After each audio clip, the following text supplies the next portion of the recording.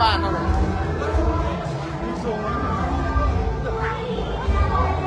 ้างไปนะโอ้จะรู้ว่าอะไรครับกินเขาเนี่ยจับโคเลเพิ่มใส่ไปที่การที่ท่านต้องต้องมาดูว่าทำงานต้องโคเลคุณก็ได้ใจกับเด็กผู้บัตรเมืองเด้อเอาเต็มที่นะบางทีแม่ติ๊กปัดเลิกนี่นะเดี๋ยวภาษาคนฝรั่งเขาว่าภาษาจะได้ใช้ภาษาของเลยเข้ามันเป็นข้าวนึ่งนะครับมันเป็นปลาครับผมมาเทียนยังที่นะเดี๋ยวใครจะเลือกเลยไปด้วยปัจจัยเนี่ย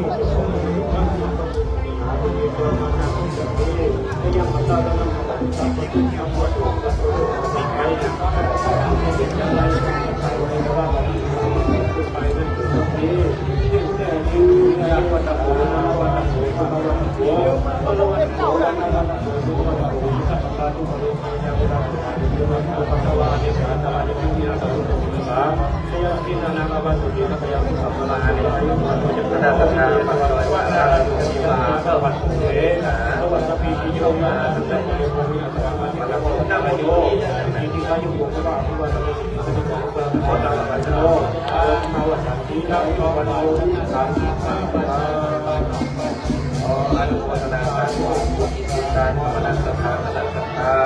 วัดโดยวัดพระธาตุโดยการตั้งในวันพุธที่ตั้งโบสถ์ ดการสลาวันวันหลักวันสองวันเองก็มองสิ่งที่มาหาจะยังมงคลกับท่านเจ้าอาวาสที่ผู้สามัญในวันในวาก็ถือว่ารัตทานทางการเดินยักษ์ภาวาติวาหาภูลาภาติภูริกิสาพลังเทวเมวะจังมีตานามิปัสสะเนี่ยตังปฏิสังตุมาคิปะเมวะจะดูจะเป็นเป็นผู้สัมภาระโสมนาโสยักษ์มันโสตินาโสชนะเทวาโมตัวสัมปติยาเอตังสานานิจะตุปันในญาณวัตถุสันดังได้มาโสติสันดานิโยโมตามสาราปฏิมาธรรมวันนี้ก็ได้ขอตามอาจารย์เอาสุดมาสุดเจ้าหน้าที่ผมมาทำงานแปดคนมาสุดที่ขอมือจะโดนที่โลกาประมาณสักพุทธเจ้าหลวงพ่อสมบัติมหาเป็นเจ้าเป็นประธานในวัดอารามเดียววัดหลวงพ่อแดงที่นี่ขอสิทธิพระพุทธบดาที่องค์การมาทุกท่านจะมีผู้ที่โค้งยูโรโมมาเป็นยาบารมีเป็นถึงขั้นครูบาเจ้าของวัดและที่ผู้สามเณรในวัดอาหารโดยขาตั้งจะเริ่มถูกเรียกว่าผู้จัดสรรมีผู้ที่ใช้ได้ซึ่งเราก็เป็นศาสนายิ่งดีงามต่อไปก็มีแขกหลายอย่างเป็นสิ่งที่หลักฐานหลักฐานเงินได้ยินดีเราเป็นคนที่ของโลกที่หลักลุ่มสูงใครจะได้มากับมาไก่ของที่ตามการเส้นการคนเด็กของไม่ใช่คนหนาวของที่เห็นเป็นสิ่งข้อที่นักโบราณใครจะได้มาไกลผู้สวยงามที่ไหนผมภาษาวันนี้สมณะสังฆากับเป็นสายขาวอายุวัฒนพุทธนาวัฒนพุทธที่มีโลกจะทำเอาไว้ว่าผม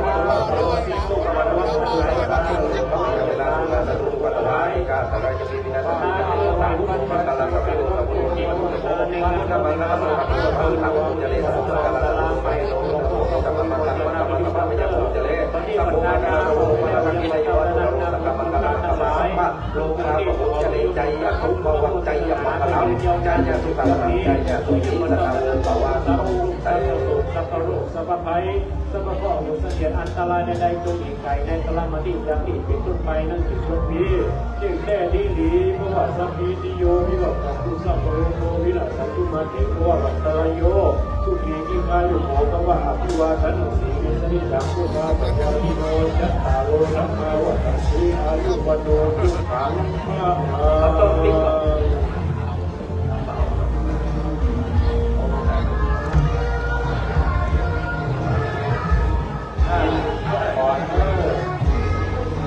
ยาลูกศิษย์ไปเกี่ยวแถลงเรื่อง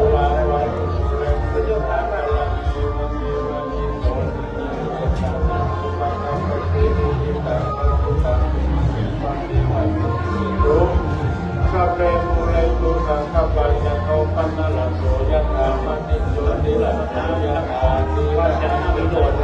ทางเหนือที่จะมีองค์การอยู่ในอะไรเงี้ยข้างแรงเจอเด้อร้อนละไอ้ขยะข้างแรงมาเจอนะครับยัง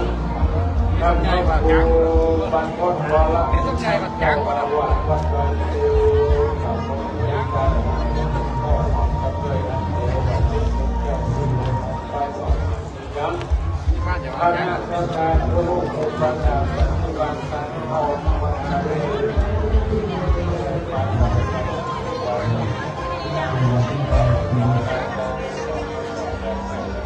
ยนพ่อจะไปจะทุกปัจจัยพ่ออาจารย์ไม่กินยาบุญเรื่องต่างๆมีปล่อยหัว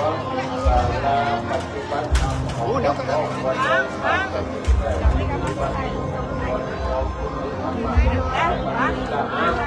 การรับเอาไว้แล้วเรียกว่าสังฆทานของเรา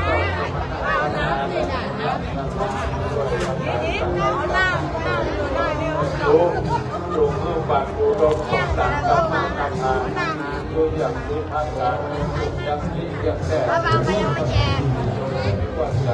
กแล้วภาวะปัตตลายโยทุ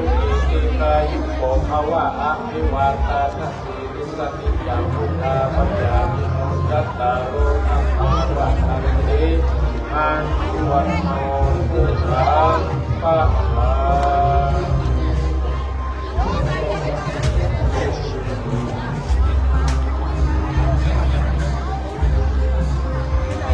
ยังไงครับช้างป่ะ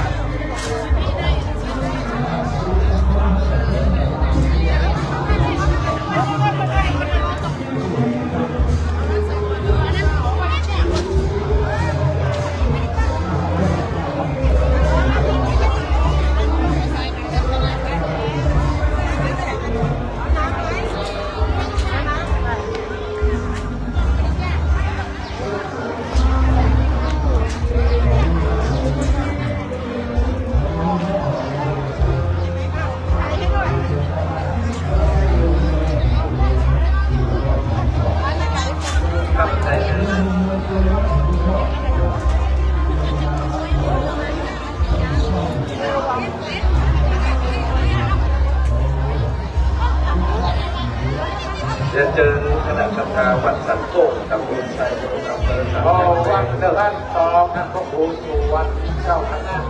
สถานรัฐสองขึ้นมาตำบลไม่เลิกมาทางขวาเนี่ยโอ้เอาขบวนใหญ่มา สัทธาวัดสันโตไปทางใต้เด้อทางใต้ ทางซ้ายมาทางซ้ายเดินบ้านมาเลิก คณะสัทธาวัดสันโต มาทางขวาเนี่ย สันโตมาทางใต้ นะครับเป็นงานโลกสถานรัฐสองสถานรัฐสองขึ้นมาบนมาทางขวามาทางขวานั่งขบวนอยู่นะ ครับ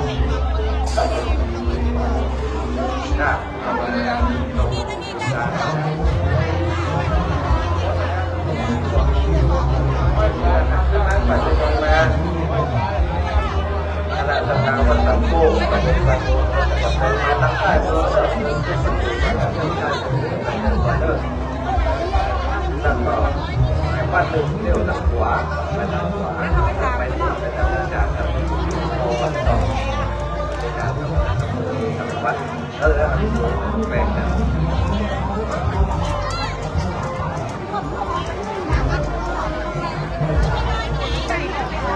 ขึ้นมาเพเตอร์สถานรัฐสองขึ้นมาบนสาราใหญ่นี่ก่อนเอาสินเอาฟอนก่อน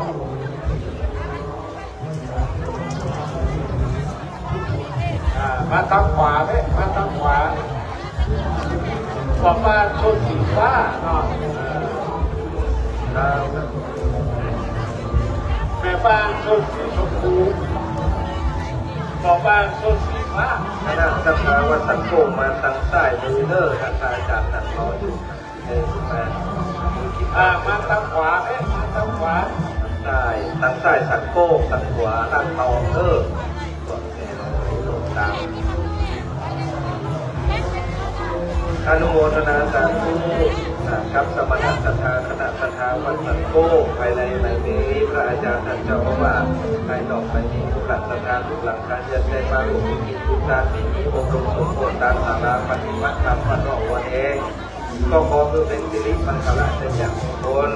กับสมณะสัทธาคณะสัทธายักษ์ภาวารีวะภาภูราภาริภูเรนติสังกัลังเอวะเมวะอิโลนิจันเตตานังสุปังคัปปติอิทังวัติตังลุมังอิโกเมวะสมิจตุสัพเพภูเรสุปังคัปปะจโตปันนังลาโตกถามันิโตติลาโตกถาเอวังโมตุสัมปติจามิสังฆทานานิจัตุปัจจัยใดในวัตถุกันดังได้มาร่วมบุญกิจบุญทานพิธีอบรมสมโภชสร้างศาลาปฏิบัติธรรมวัดนอกวัดแดงวันนี้ภายในไม่มีท่านพระอาจารย์เจ้าว่าและที่อยู่ต่างประเทศภายนอกไม่มีมูลศรัทธาทุกหลักการเงินก็ได้กลับมาพัฒนาเอาบารมีองค์สมเด็จพระสัมพุทธเจ้าคุณพระเจ้านารีบดีมากับ38ที่มาสมที่นี่พร้อมถึงบุญญาบารมีของพ่อองค์สมเด็จพระสัมมาสัมพุทธเจ้ารวมก่อนโอ้ปรารถนาเป็นเราเป็นประธานในอารามทองแก้ววัดน้องวัดแดงที่นี่ขอเชิญในใจมันมีการเทวบุตรเทวดาสิ่งศักดิ์สิทธิ์ทั้งหลายได้มาร่วมบุญกุศลด้านเป็นบุญญาบารมีไปถึงท่านเจ้าอาวาสที่ผู้สังฆเนศวัดสันโกตำบลไทรโยอำเภอสันกำแพงจังหวัดเชียงใหม่คือมีบุญญาบารมีหลวงปู่รักษาสิทธิยาสุสิทธิ์สืบทอดพระพุทธศาสนายิ่งยืนนานต่อไปและแผ่ไทยยังยืนไปถึงทุกหลักศรัทธาทั้งทุกหลักการเงินไปถึงทุกหลักการเดาที่ได้มาดีและมาได้มาดีที่ได้อยู่ดีมีสุขมีเงินมีทองมีโชคมีลาภที่ฝันที่ใจของรวมทุกมากปัญหาจะได้มีตุ้มโสมโลกไทยข้อที่3นางที่5ข้อข้าพเจ้ากับเก่าวันนี้ขอเอาบุญทานบารมีองค์พระทักษาทั้งธรรมนาศรัทธาพระนันทาว่าอายุวัตโกพระวัตโกสิริวัตโกจตุวัตโกวัลวัตโกวัตวัตโกสุขวัตโกสัมปนาคุสารุกามยาเวลาสุขาสุจุปังวะอาเนกาอันตรายามิวิหัสตุจเตนะพุทโธมังคลาสัพพุทโธสัพพุทโธนิวัตโตพุทธมังคลาสัพพะมังคลาสัพพะตุกะเนนะมังคลาสัพโตอามิโลตุตะโตพุทธมังคลาสัพพะมังสัพพะปัญญาตุกะเนนะมังคลาสัพโตวะระดังกินโยอนุสารสัพพะมังคลามังคลาสัพพะโลกามุจเนใจยะตุใจมังคลังใจยะตุกาวะใจยะโตหิสัทธโมภวะตุเต พิการอะไรก็จุกยังมีเจ้าแก่ที่สัพพิติโยทำคนที่สบายกันเนี่ยเร็วไม่เร็วไม่สวัสดิ์คนไปละโยทุกขิติกายุโกภวะอภิวาตาน่าจะเร็วหรอลิมสังเกตจังมุทาปัญจายิโนจัตตาโลธรรมาวันติอายุวันโนสุขังภะ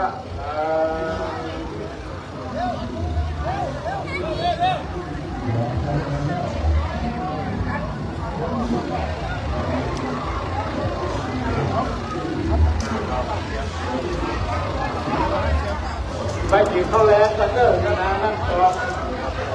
เดินทางพวกครูกับไปเที่ยวพอไปกินข้าวแล้งเดี๋ยวกันพวกครูไปเที่ยวยาวพอแต่ร้านน้ำกันเดี๋ยวไปแฝงกันนั่งตอบ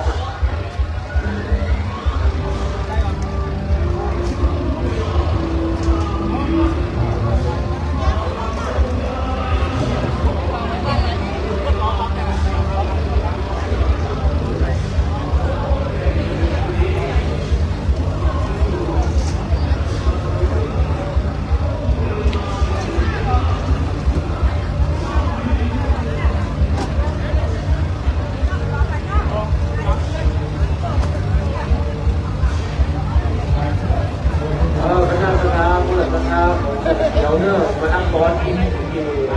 ครับที่สารใหญ่เนอะแถวทางใต้นะครับอยู่ที่ดึงเนอะพวกนะครับผมว่าตัวเดียวนั่งบอลที่นี่เนอะตัวที่ดึงนะครับ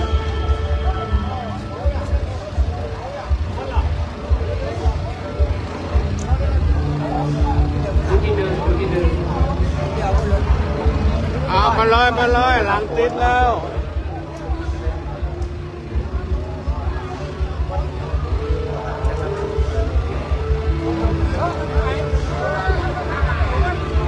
ขอโมทนาสาธุกับผู้อาจารย์เจ้าเราวัดว่าเรื่องของคณะสังฆาเป็นพระหลวงปู่สุจารสุโขทัยพบโลกสมบูรณ์งานคอยหลวงต่างคณะปฏิบัติธรรมมันของตัวเองเป็นผู้พัฒนาจะจัดโอนจับวันนี้มาขอทุกคนนาวัดหน่วยวัดเริ่มต้นด้วยเรื่องของผู้หลักการที่ต่างๆมาจากวัดมาวันนี้ก็อยู่วันเนอร์ทำไปนี่ผู้ได้พอรัฐบาลจะมีวันอะไรจากการมาที่ตอนนี้เราจะหาผู้ได้ว่าสัมภาระจะได้วันนี้ว่าเป็นวันที่น้ำมังคลาสันจะทำถึงวันที่ยังทำงานวันที่นี้สมณะสัทธาไม่ได้ไปมีท่านเจ้าอาวาสที่ลงต่างประเทศและภายนอกประเทศศาสนาเป็นไปมาหลวงพิธีการโบสถ์ตั้งสารพัดที่มันทำให้เราคนเองเป็นสิริมงคลอาจจะจับเกี่ยวกับพระราชนาจักรวาลพระธรรมสมุทรเจ้าเป็นเจ้าหรือประธานในบุญญาสิบองค์พระธรรมสารวัตรแบบกุศลสี่คูณหลวงพ่อเป็นพระธรรมสมุทรเจ้าหลวงพ่อสมบัตินาในเขาเป็นประธานวัดป่าเขาแก้ววัดร้อยที่นี่มีพระเป็นเจ้าประธานที่มีวัดป่าเจ้าหลายไปถึงใจภูมิสว่างได้ไปเราได้ไปของรัฐของรัฐบาลของสังกัดหลังไปจะขอเขียนได้ในเรื่องของการในรัฐบาลหลาย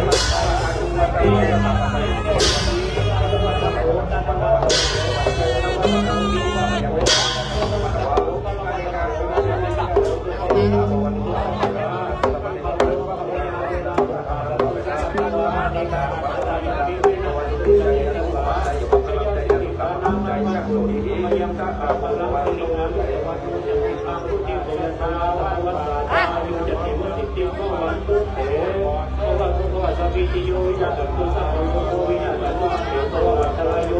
ทุกินิพาลุโภภวะอภิวาทนาสิริสังพุทธาปัจจายโนจัตตารโรธรรมวัฏฏัสสิอายุวัโตวัฏฏามโตลาภะปุญญาเด้อโพเรเตสัพพะจักวาลุมาธิกายโกติโกติภาวะมโนโยเด้ออาสิเตนะยังเป็นนาคาระเตระสัพพะกังโตไปในไปนอกไปในในยังทัศจาวะโสภาวัดปริภาคนที่คุณทำบุญนำสวัสดิ์ไปเข้าห้องพระเวทเจ้าที่คนไป บานการเข้าสู่ผู้ทุกคนจะได้ฟังพระโลกโกรธพบความสุขพระสุภาราชาต้องขอพระสังฆเสียงข้ามกันด้วยจะทุกข์มันใจใจสวัสดิการทั้งหลายของคุณนะครับหลังนั้นก็ขอถวายพระเกียรติงานวันหลวงศาลาปฏิบัติธรรมของพระโลกวันแห่งว่าสติเทพฤติปัญญิสุตตัวเราผลธรรมะเป็นการปฏิบัติศาลาเราไว้ยกมากับธรรมะของเรานะครับแก่ผู้ราชธานีด้วยประการสกายนั้นขอรู้สมุทเจตุจุติปัจจุบันรับธรรมะกรรมฐานที่จะอยู่มาสายและใจอยากที่ที่ท่านว่ามาเป็นสิ่งที่ไปยังที่มาพลังเสียวันนี้จำเป็นผู้ที่มีประมาณ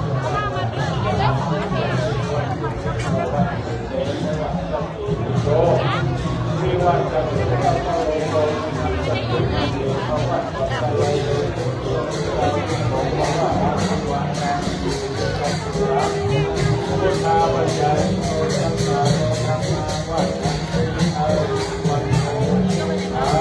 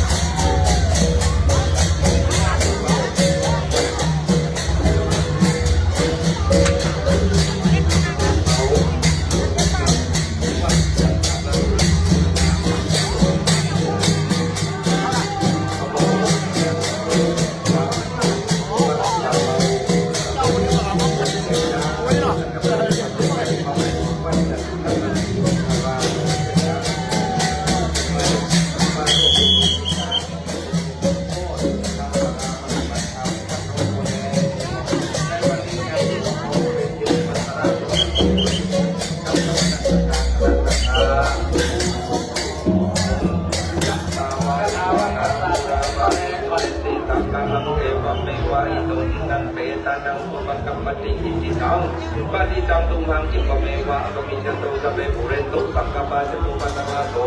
ยะถาปานิโยติลาโสยะถาเทวมนุตุติมหาจันทร์วันนี้ก็มาเป็นวันที่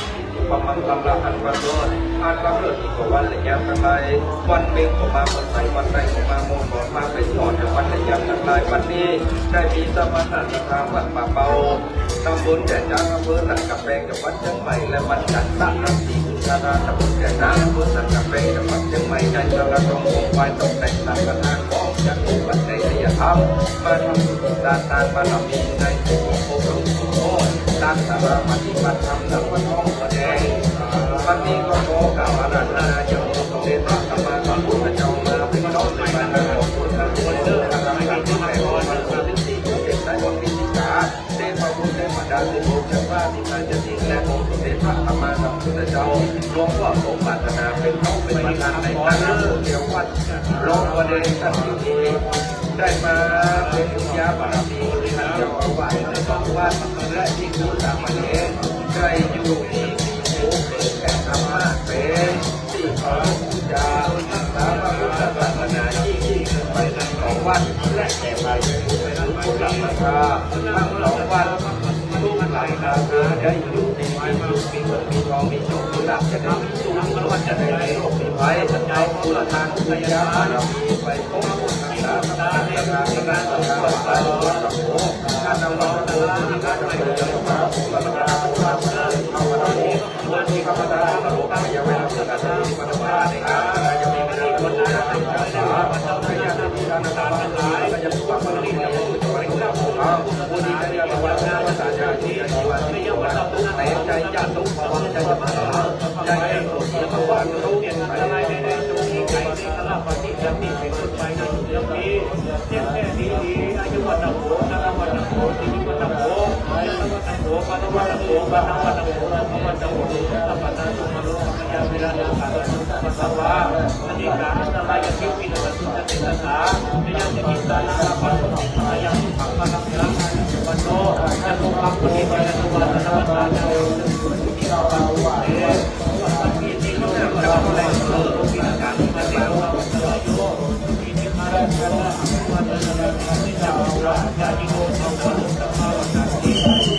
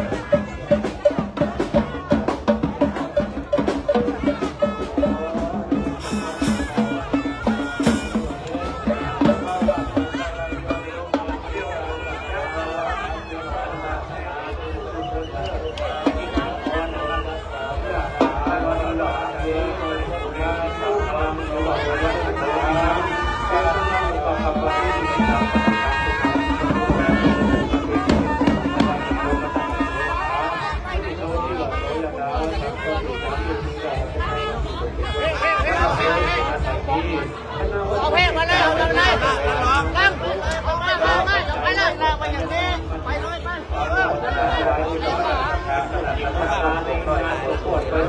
การใหม่ใหม่โดยปัญญาที่ดรที่อบรมสมโภชการสาราปฏิบัติธรรมวันสองวันเองก็ขอเพื่อนของพระพุทธศาสนาคนผู้ที่ทำงานการศาสนา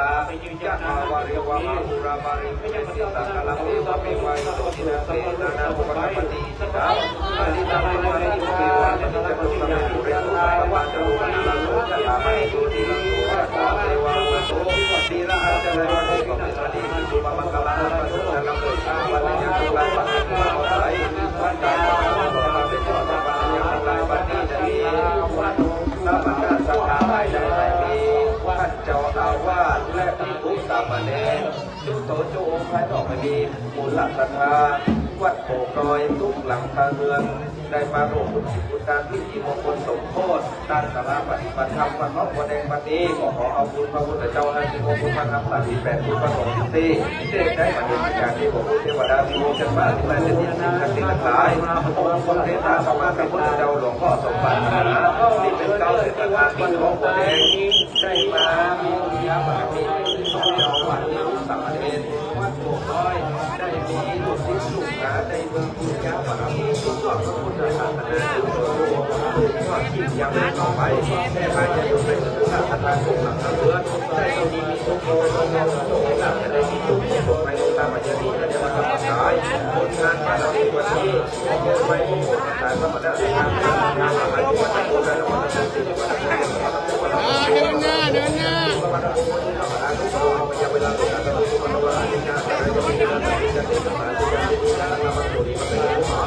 เราใช้การที่จะมาทำจะมาที่จะมาในวันจะจะมีการที่วันนั่นกับตัวไม่ได้เจ็บเนาะนั่นน่ะจะได้หนึ่งได้จะกำมันเรียกอ่ะ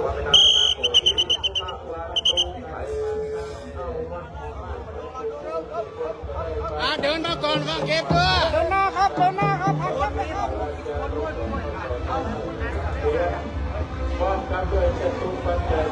เอาดูครับไปมาได้เขาเดินไปก่อนเดินไปก่อนเดินไปหน้าครับ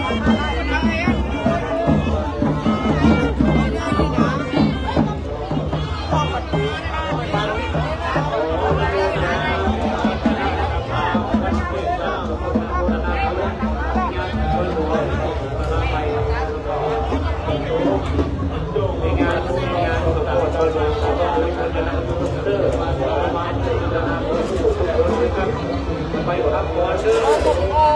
นี่ก็หายกันนักขนาดฮะรปภหายกันนักขนาดเนาะอายุเขาเกินแล้วไงรัดลุ่มไม่น้อยนี่เขาล่ะเขาเป็นยังไงเป็นไงเลยครับเป็นไงเลยครับ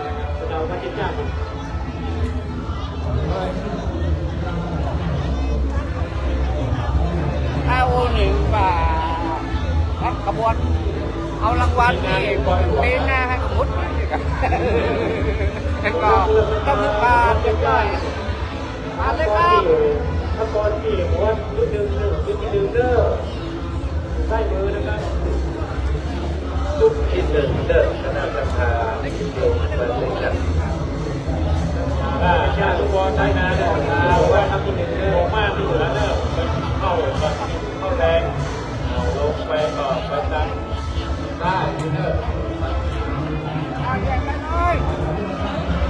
เอาโบนมันหายโบนละครับนี่แยกได้ละ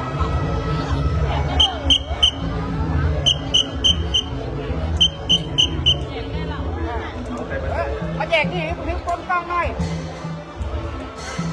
ได้แยกได้ละ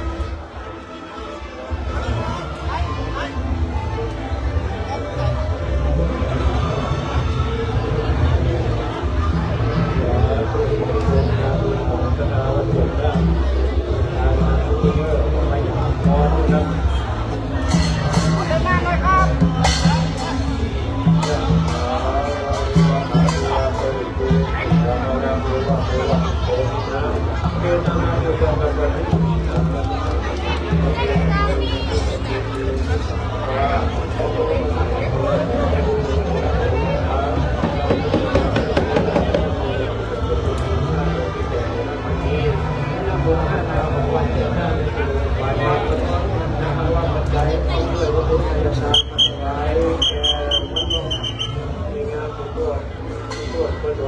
คณะสังฆาวัดพระพรเลิกจะต้องมาเสิร์ฟที่ก่อนนั้นคณะสังฆาเราเรียกว่าต้องรับใส่ทั้งหลายอยู่นำตัวเองจะมองดูและต้องเดินต้องพูดเป็นการเรียนก่อนจากที่ทั้งยังมาเลิก ไม่ไงเพื่อนมายืนอย่างนี้มองเพื่อนไปอย่างมันจะได้เดินมา นั่งวันนี้เรื่องแม่สายนั่งรถที่ได้ไปนะเด็กนี้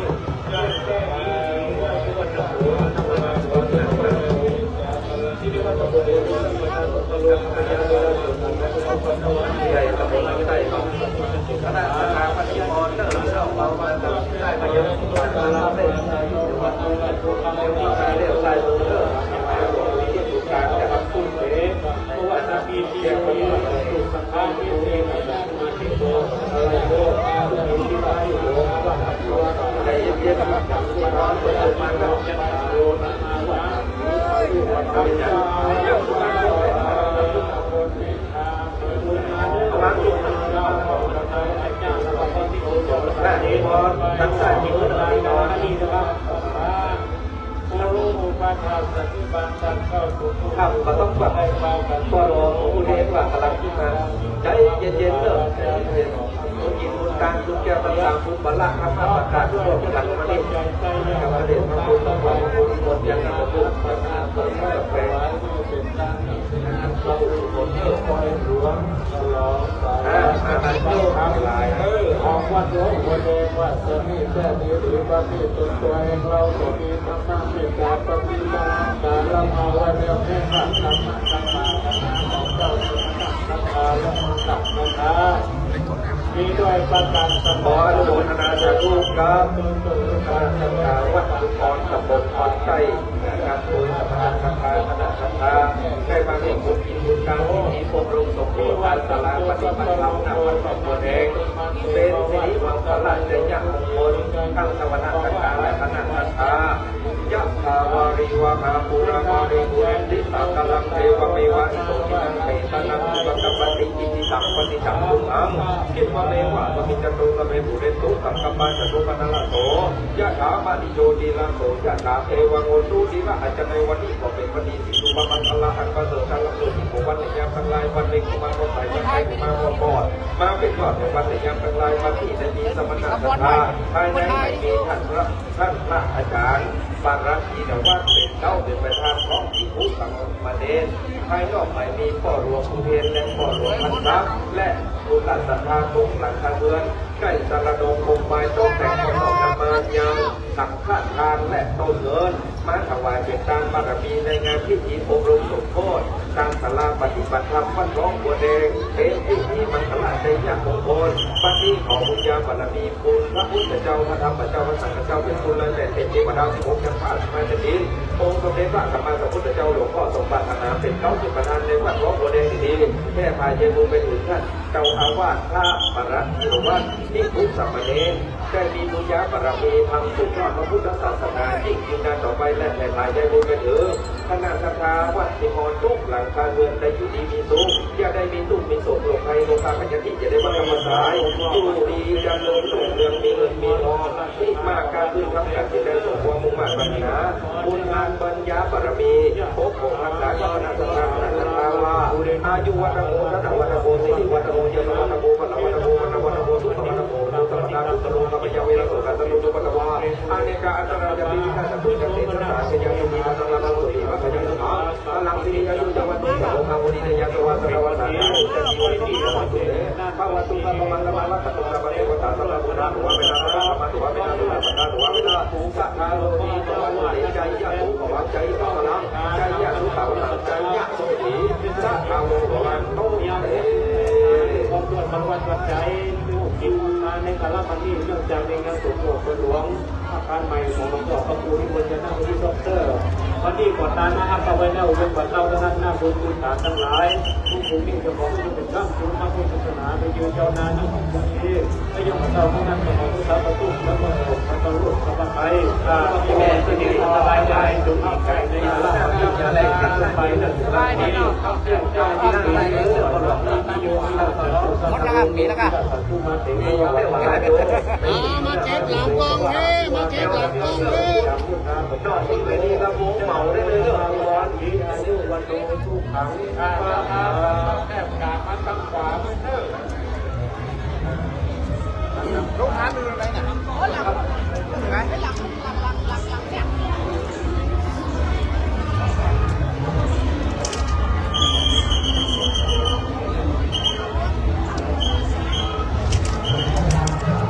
สังฆาวัดสังฆแก้วสังฆวาสังฆวาเป็นพระเด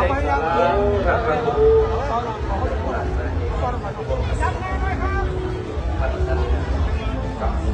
ท่านแป๊บ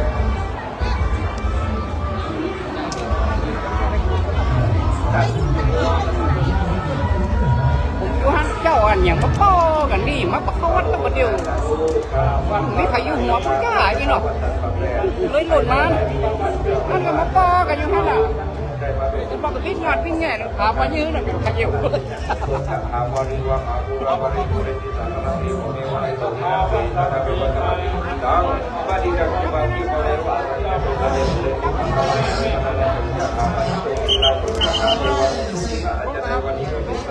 ความมังคลาประเสริฐอาลับเกิดอีกวันนี้ยังทำลายพระที่ใจดีกำลังสังฆาคณะประธานว่าท่านแก่ไทยในอาจารย์กับครูได้มาร่วมบุญทุกการเพราะบุญการการที่ทำให้เราขอพระพุทธเจ้าการที่บอกบุญธรรมตัดที่8บุญบารมีที่เป็นบุญร้อย8เพราะถึงองค์ที่ได้ทำพระพุทธเจ้าหลวงพ่อสมปรารถนาเป็นเขาเป็นประธานในคณะผู้เจ้าวัดหนองบัวแดงเป็นบุญญาบารมีเป็นที่อาจารย์ท่านพระครูใจมีบุญญาบารมีสุดยอดสุดยอดสุดที่ของคนในภายในที่ได้มาเอาการหลักการการที่เป็นที่เราที่ได้ก็ได้เอาการเรียนมาดูแสงเดือนภาษาอายุวัฒนธรรมและความรู้ที่ได้รับการวัฒนธรรมวัฒนธรรมสู่ทุกสมัยสู่สากลโลกการสร้างสรรค์ตัวปัญญาการเป็นวิถีชีวิตตัวที่เป็นมีปัญญาเฉพาะตัวที่เป็นซอฟต์แวร์ที่มีคุณค่าสร้างเศรษฐกิจในชุมชนมันจะเป็นการฟื้นฟูประเพณีที่พ่อจะสูญหายให้คงอยู่อย่างยั่งยืนตลอดไปอีกทั้งหน่วยงานต่างๆร่วมกันส่งเสริมให้รัฐที่เป็นต้นแบบที่เป็นรักษาประเพณีการหลวงแห่งใจพระเจ้าแม่บ้านสัญญาครับแม่บ้านช่วยเหลือกันนะครับเอาสลักรถนะครับเดี๋ยวจะเอาตั้งอันนี้มาโชว์ที่สักกรรมนะครับเพื่อถ่ายรูปนะครับ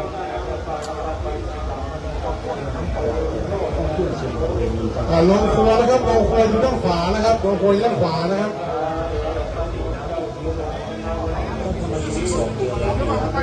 เป็นเมืองศรีเป็นที่ของการหลวงไฟพระเจ้าเป็นบาปของใจการหลวงไฟพระเจ้าเป็นที่ของการหลวงไฟ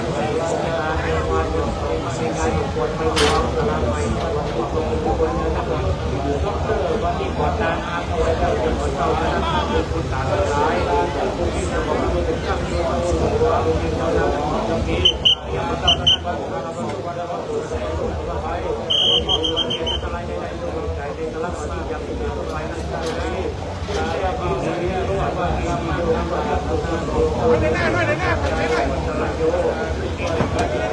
ร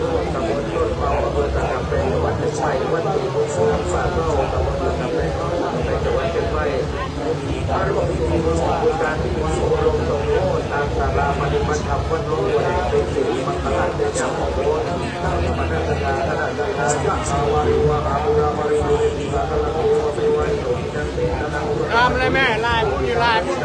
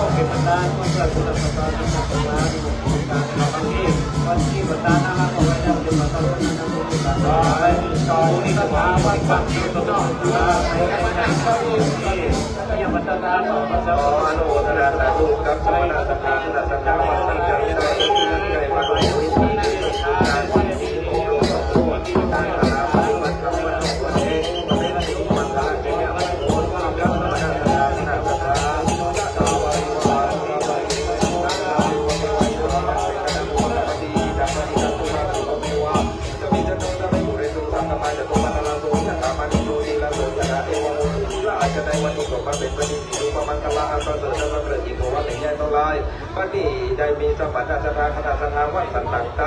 ได้มาร่วมบุญกิจบุญการทานบารมีงานคอยหลวงวัดล่องบัวแดงโกมรมสมโพธิเป็นบุญกุศลมีคุณพระพุทธเจ้านาสิโมคุณพระนาม38คุณพระสงฆ์14เทวดา16จันทร์ป่าที่มาจะดินองค์สมเด็จพระสัมมาสัมพุทธเจ้าหลวงพ่อทรงปรารถนาเป็นเจ้าเป็นประธานณวัดล่องบัวแดงองค์พรรษาสมณสถานคณะสถานบุญญาบารมีไปถึงท่านเจ้าอาวาสได้มีบุญญาบารมีรักษาพระพุทธศาสนาสิ่งต่อไปที่ยิ่งขึ้นไปบัดนี้แผ่พายมูลไม่ถึงพุทธศาสนาคณะสถานทุกหลักการเรือนอยู่ดีมีสุขมีเงินมีทองมีโชคมีลาภทุกสุขลงไปอย่าได้มากรรมกายคือบุญ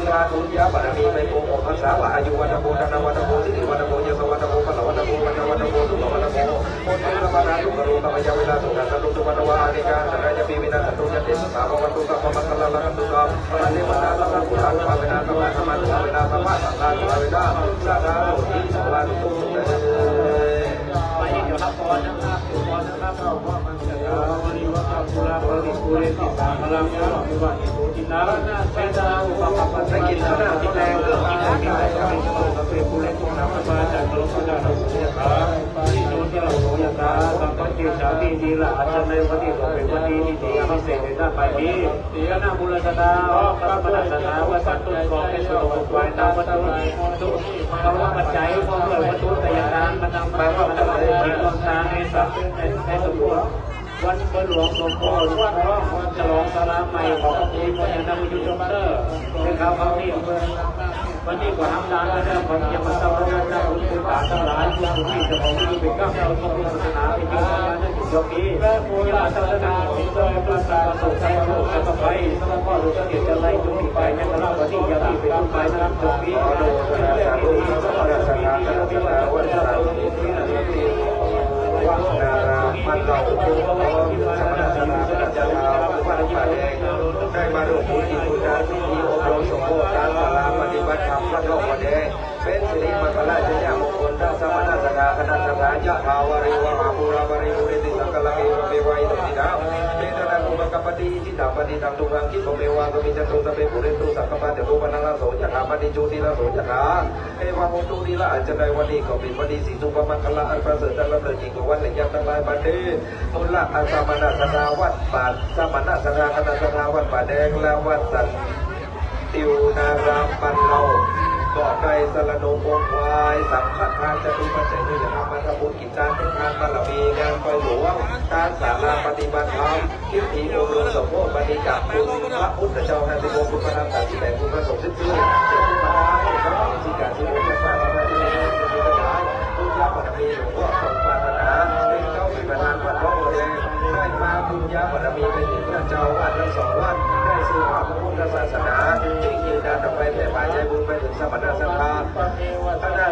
คณะสังฆาทั้งสองวัดที่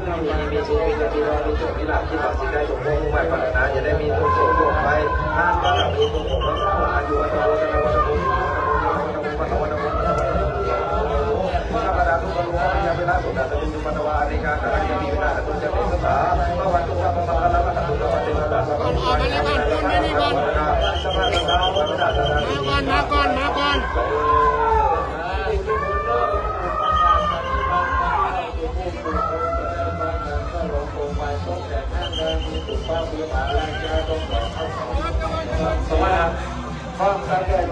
อันนี้วัดม่วงมาใต้นะครับ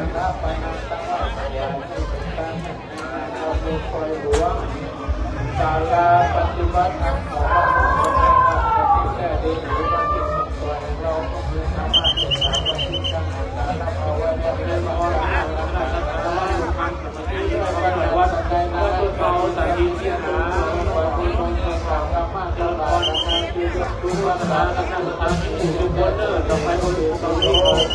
ตั้งใจทำวันเดินสัพพะโลกยะตามิวะโอลาปริโภเรติสัพพะลามิวะโอโตตินังเทศนามุตังคปฏิยาปฏิกรรมตุลาเวลาจิตตมุสัพพิโยนาภาจโตปนาลโสยตามณิโชติหาโสยตาญาณาสัมปติจามิทีละอาจนัยวณิปาโลติติสัพพะนาตาคีสัทธาวะวัตถุนังสมยีหน้าสามแปลงความเกิดวัตถุอาทิโมทนาเขาสัตติภาวนาและสรุปไปกันนักวรวัตปัจจัยด้วยอาลาใจตามียามุขิตาจันทร์เจ้าวัดและพระราชาจะมาบุญกุศลที่ดีเราโปรดพระราชมาทำวัดต้องไว้เป็นสาราใหม่ของหลวงพ่อหลวงปู่ย่ามาวันพุทธบุรพานิเป็นการนำไปไว้ไว้ต้องมีการนำพระปฏิบัติปฏิบัติไม่ว่าจะต้องเป็นเรื่องของพระจะต้องไปสมญาปฏิบัติสมญาวันนี้ก็ไปสุภาพสตรีไปในวันนี้ไปในวันนั้นก็ไปในวันนั้นการเต้นที่เรียนการเรียนการเต้นกับพระราชาอุปถัมภ์เราจะมาแสดงแฝงที่มีอะไรก็ไม่รู้ปัญหาเขาไม่ได้จะเป็นบุญญาบารมีเป็นวิชาที่เราอาจจะอยู่ดีมีสุขก็ปัญหายิ่งดีแล้วต้องไป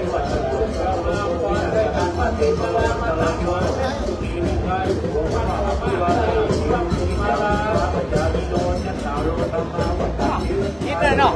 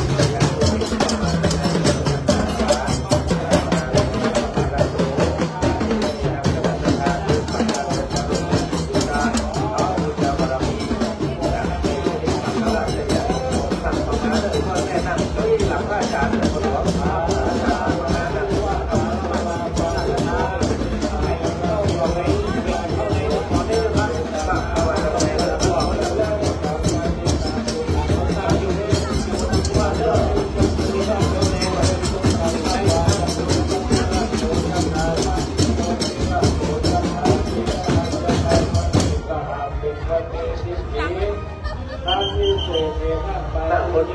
ก้าอี้ได้เลยครับกับอากาศก็ตั้งด้วยคน หลวงพ่อท่านต้อง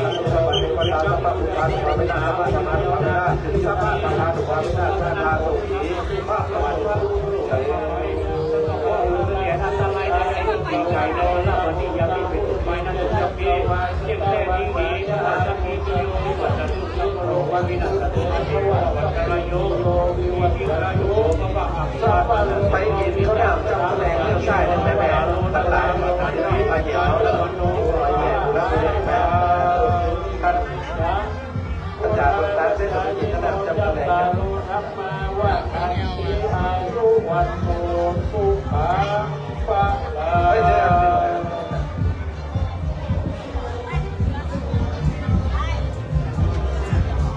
นั่งเก้าอี้เลยเด้อคณะสภาวัดป่ายางตำบลห้วยยาบบ้านที่ละปูนและกับคณะสภาวัดปากคลองตำบลสลับปีอำเภอสลับปีจังหวัดเชียงใหม่เดินเข้ามาทางในไม่เด้อมาร่วมบุญกิจบุญการเป็นสิริมงคลชัยชนะมงคลกันในคำแรงวันนี้มาพร้อมหน้าพร้อมตาขออนุโมทนาสาธุเจ้าสมณะสภาคณะสภาเป็นมังคลชัยชนะมงคลแล้วยะถาวาริวหาปุราปาริปุเรนติสังกลังเอวะเมวะอิโตจินังเอตันังอุปกัปปติอิตังปฏิตังตุมังคิปะเมวะสมิจจตุกะเมปุเรนโต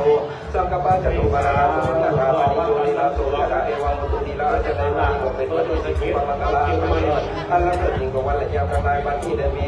สัมมานาสัมมานาคณะสภาวัดป่ายางและวัดป่ากองได้สารนงคงไว้ต้องแต่งพ่อพร้อมนำมาจากธรรมทานและจะลงปัจจัยในเดิมมาทำบุญพิธีตามพระพิธีองค์ทรงสมโภชตาศาลา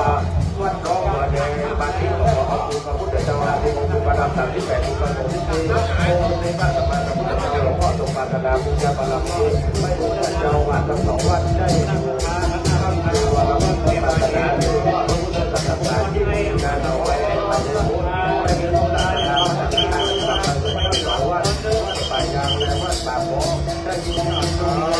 วพระราชาผู้ว่าราชการได้ยินข่าวจากที่ผู้ใจในน้ำบารมีของพระพุทธเจ้าได้ยินข่าวว่าอายุวันนี้วันละวันละบุญที่วันละบุญละวันละวันละวันละวันละสวยเราโอ้ยธรรมดาธรรมดาธรรมดาธรรมดาธรรมดาธรรมดาอะไรอะไรจะเรียนภาษาพระวันสุขภาพพระเทวดาพระสัมมาสัมพุทธเจ้าพระเทวดาสมาธิพระพุทธเจ้าสุขีภาวันตุยตาอัตวันทุกขิของตาในกองที่มันจะในงานวันจะหลงสมบูรณ์เปิดหลงรูปอาการใหม่ขอร้องขอพระคุณควรจะทำให้ทุกท่านเลิศอายุ62 ปีนะว่าเราได้ที่วันนี้ก็ตาหน้าของไว้แล้วยังก็เจ้าตระหนักบุญคุณตาทั้งหลายทุกที่จะของนี่เป็นก้าวขึ้นก้าวศาสนาเป็นยอดนะจุดนี้ยังก็เจ้าตระหนักขอคุณตาก็ได้ยินเขาได้สักวันแรกตั้งใจหรือเลิก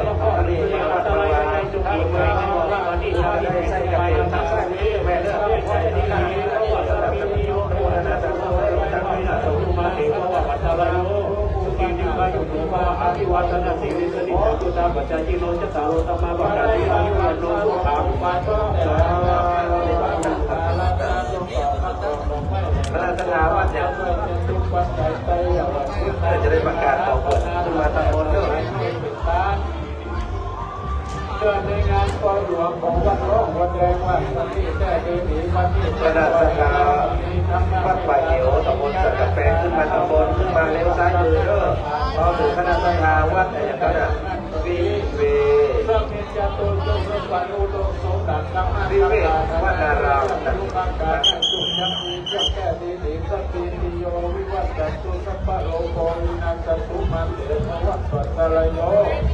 ขึ้นมาตำบลเดินปฏิธรรมนัสสาวัดทั้งสองวัดได้มาขอบเพียงกันแล้วขออนุโมทนาสาธุได้มาร่วมบุญกุศลการที่มีอบรมสมโภชทางศาลาปฏิบัติธรรมวัดโรควัดแดงในสีมังคละจยะมงคลยะถาวริวังอาภุราบาริบุริติสักกะลังเทวะเมวะอิโตทินังเตตนังอุปกัปปติอิทิตังปฏิตังตุมังคิปะเมวะตมิตตุสเปบุเรตุสังกปะจตุปนาลโสยะถามณิโจติลาโสยะถาเอวังอุตุติละอัจจนัยวันนี้ก็เป็นปฏิสิตุปมังคลาประเสริฐอัลลัมพะนิโกวัตยังทั้งหลายปฏิได้มีสามณศรัทธาคณะศรัทธาวัดป่าเหี่ยวสันกุเลยตำบลสักกะแปงสักกะแปงจังหวัดเชียงใหม่และวัดวิเวกวัดนารามอำเภอสันทรายจังหวัดเชียงใหม่ได้สละดงคงไว้ต้องแต่งองน้องนมาสักการะและจะทุกปัจจัยนี้นะครับมาร่วมในพิธีทานบุญญาบารมีในพิธีอบรมสมโภชการสละปฏิบัติธรรมวัดร้องเพลงมณีกับอาราธนาเอาบุญพระพุทธเจ้ามาถึงบุญพระธรรม38บุญพระสงฆ์14เทวดา16กันพระสิมาจดินและองค์สมเด็จพระสัมมาสัมพุทธเจ้าองค์หลวงพ่อโสปรารถนาเป็นเก้าถึงประธานในวัดวาอารามของแก้ววัดหนองบัวแดงได้มามีบุญญาบารมีไปถึงท่านเจ้าอาวาสภิกษุสามเณรวัดป่าเหี่ยวและวัดวิเวกวัดนารามได้สืบทอดพระพุทธศาสนายิ่งยืนนานต่อไปแผ่ขยายบุญไปถึงบุญรัศดรทั้งสองวัดลูกหลังพาเงินได้อยู่ดีมีสุขมีเงินมีทองมีจุกมีหลักทั้งอย่างที่ได้สมบูรณ์มาปรารถนาบุญจากทุกโศกโรคภัยเอาบุญญาบารมีบุญทานไปพระองค์อัตตาอายุวัตโกตัณวัตโกสีวัตโกยศวัตโกปะวัตโกปะวัตโกวัตโกดูปะลักดูเรื่องอะไรเวลาทำการทำการวิญญาณดูให้เป็นสาววัตโกปะวัตโกปะวัตโกจะไปในวันพระบุตรพระเวลาธรรมะธรรมะธรรมะธรรมะธรรมะพระเวลาธรรมะพระวันตุ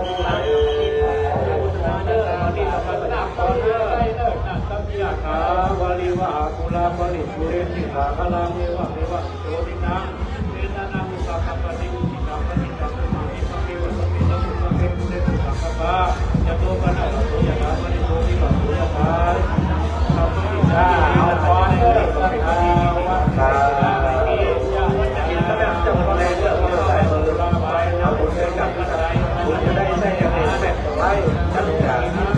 จังแรงว่ากับสองวันจะดูเด้อประชาชนที่วันนั้นอยู่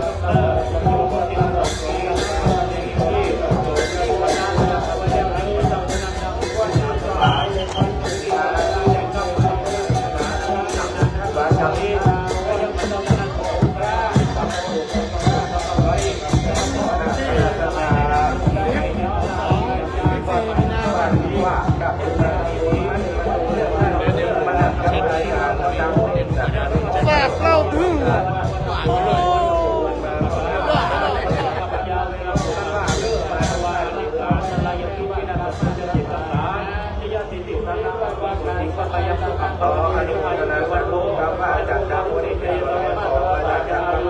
สิปาวิญญาเสราโภสันติโยวิวัจจนุรุปโรโภวินาศดาพระอาจารย์ดาวจิตาภูเมศพระราชญาวิสุทธิเจ้ายะถาวริวะภูราภริติสารโรวะเมวะโตทินังเตตนังกัปปติทินังปฏิตังตุมังติปะเมวะตมิจตุตะเมปุเรโตสังฆปะจตุปนาโสยะถามณิโชติลาโสยะถาเอวังมุตุติลาจะได้วันนี้ก็เป็นปฏิสิตุปมังคลาพระเดชสังฆประจิตวัดในยักษ์ทั้งหลายบัดนี้ได้มีสมณศรัทธาคณะศรัทธาภายในไม่มีท่านพระภูปริยาวราโภพร้อมถึงพระอาจารย์ดัง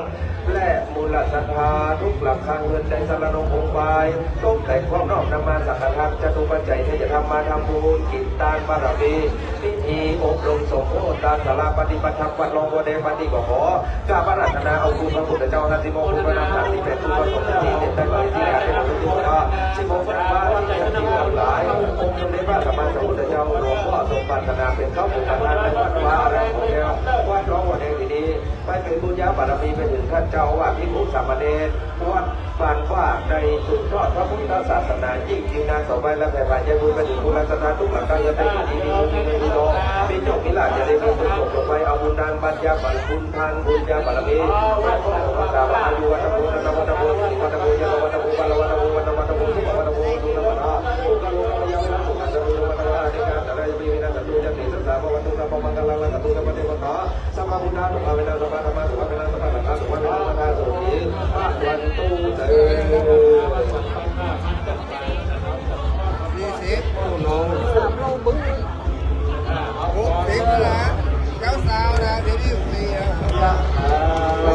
เราสร้างเข้ามาเลยอ่ะเราสร้างอ่ะอันก่อนวันตั้งใจ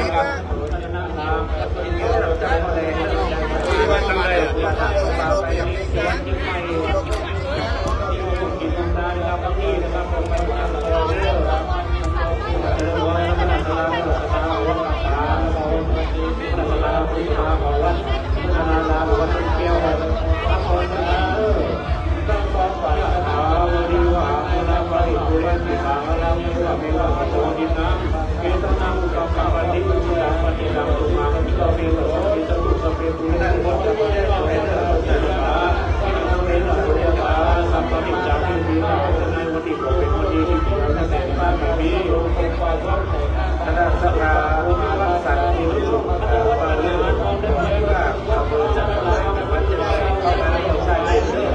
ระดับภูมิพุทธาพระราชบุตรกินตาลองเสียาวันวัชรองสมบูรณ์ด้วยหลวงข้าพเจ้าพระไม่ขอว่าคณะสภาที่ขอได้วัดพระพุทธเจ้าพระพุทธเจ้าวัดเชียงใหม่วัดหลวงปู่ศิลาที่องค์สมโภชสาราปฏิบัติธรรมสัมมาประโยชน์วัดหลวงพ่อแดงเป็นสิริมงคลในยามโกนกาวาริวะภูราวาริวะติสัตตาเทวะเมวะเนวิยะเป็นจันทุระปฏิอิจินาปฏิตังวะวิภเววะตุระวะตุระโตสังฆปัจจุปนาลสุยะธาปฏิโยติลาโลกะเทวะโพธิสัจจะนะโมติวะเมวะติสิริวะนาลาอาทิตะนะสุติยะนะนะปฏิ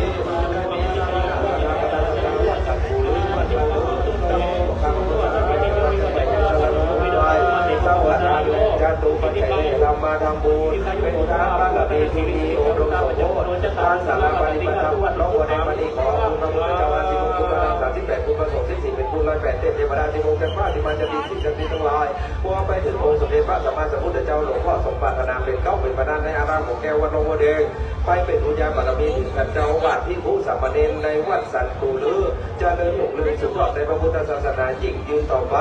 และแผ่พายบุญไปถึงคณะศรัทธาทุกหลังคาเรือนบ้านสันตูลือได้อยู่ดีมีสุขมีเงินมีทองมีโชคมีลาภจะได้มีตกศกลงไว้บัดนี้บุญญาบารมีบุญทานไปปกป้องรักษาทั้งพระนามคณะทวายวัตโกธนวัตโกสิริวัตโกเจนวัตโกปัลวัตโกวันวัตโกสุขวัตโกสุขวัตโกโลกปัญญาเวลาอยู่นาสัมตุสุปัตตวาอนิกาแต่ราจะมีวินาศตุจะเป็นสัตตาภวัตุสัพพมันตะละขันตุสัพพเทวตาสัพพมุตตาสัพพเป็นนามสัพพะอามาสัพพะสัพพะสัพพะสัพพะเป็นนามตาดาโสติภาวันตุเตอัปปะเนยะถาวะวิวะหาปุราปะริปุเรติสาสลังเอวะเมวะอิโตทินังเตนะอุปกัปปติสิตาปฏิตันตุนิปะเมวะสัมปะตุปะเปปุเรติสาสะปะกะเวปะนะละสาธุที่เขาแล้วแสดงเรื่องการครับดีละจันทร์วันที่ป่าเป็นวันนี้มีอายุเสกนะเดี๋ยวแอลตั้งหนอพุ่งกับมีร่างข้าเด้อ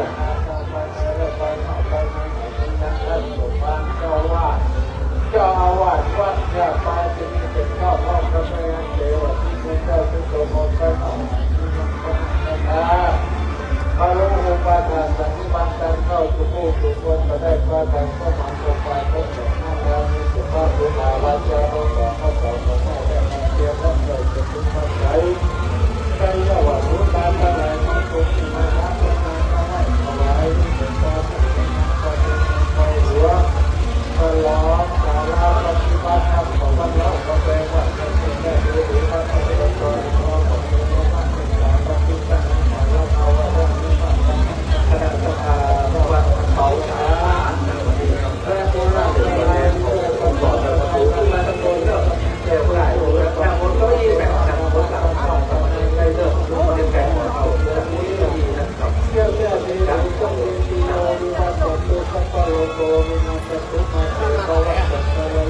ตัวนึง จากโคตรที่ทำมาตั้งแต่ที่ให้ลูกมาเป็นสาขาเป็นตัวแทนของพ่อและก็ครู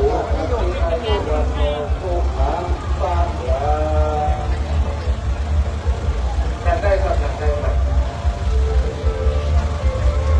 พวกสารนอกว่าจะพักร้อนอยู่ขนาดสตาว่าเขาสามขาได้ยินเสียงนี้แล้วขึ้นมาประตูกลางเรียวสั่นมารวมบุญกินบุญการเป็นบุญญาบารมีกระตุ้นกระตัวพระบัตรบาเลิกเดินทางก่อน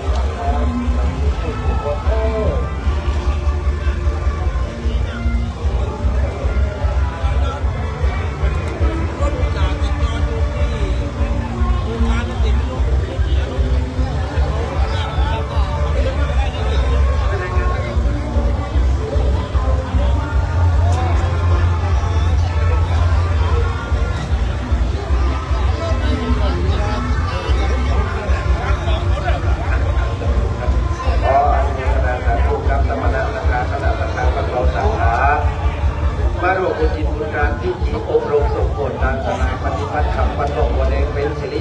มังคลาเจริญมงคลกับสมณะทางคณะสังฆาจักขาวาริวหาบุราบริปุเรติสาคลังเอวเมวัยโตตินังเปตานังอุปกปติอิติตาปฏิตังตุลังทิปเมวะสมิจตุระเมปุเรโตสังฆปะจโตปนาลาโสจะหาปฏิโชติลาโสจะหาเอวังอุตุติละอัจจไดวันีโกเตปฏิสิจุปมังคลาอันประเสริฐอันเล่าเลยที่ของวันในยังทั้งหลายปัจจิเดมีสมณะทางคณะสังฆาวัดเป้าสังฆาภายในหมายมีท่านพระครูพร้อมภิกษุสามเณรภายนอกไม่มีมูลสถานทุกหลังการเงินก็ได้สารนงคงวายต้องแต่งต้นเงินพร้อมสังฆทานมาทำบุญคิดทานบุญญาบารมีในงานอบรมสมโภชทางศาลาปฏิบัติธรรมวัดหนองบัวแดงบัดนี้ก็พร้อมกับการรัตนาเอาบุญพระพุทธเจ้า56คุณพระธรรม38คุณพระสงฆ์14เต็มได้มาเหตุสิการที่พระพุทธเจ้า16จันทร์ฟ้าและองค์สมเด็จพระสัมมาสัมพุทธเจ้าหลวงพ่อทรงปรารถนาเป็นเจ้าหรือประธานในวัดหนองบัวแดงที่นี้เป็นบุญญาบารมีเป็นหนึ่งท่านอาจารย์พระครูและภิกษุสามเณรทุกตนในวัดในวาในรักษาพระพุทธศาสนาเจริญที่ยิ่งขึ้นไปและแผ่ภายในบุญเป็นหนุนบุญศรัทธาทุกหลักทางเงินได้อยู่ดีมีสุขมีเงินมีทองมีโชคมีลาภทำการสิ่งใดสมปองมาฝันปรารถนาทุกส่งลงไปอย่าได้มากรรมกายเอาบุญทานบุญญาบารมีโพของรักษาสัมปนาธนาคณะนาคาวะอายุวัตโพธนาวัตโพสิริวัตโพยศวัตโพปัลวัตโพปานวัตโพตุลวัตโพตุสัมปนาทุกโลกะพยาวิลาโสกาสตุวัตวะอานิการตระยิวิลาสตุจติสสาภวันตุสัพพะมังคลาภะตุตาปะเดวะชาสัพพะบุตานุภาเวนะสัพพะธรรมะนุภาเวนะสัพพะสังฆานุภาเวนะสัทธาโสติภวันตุเต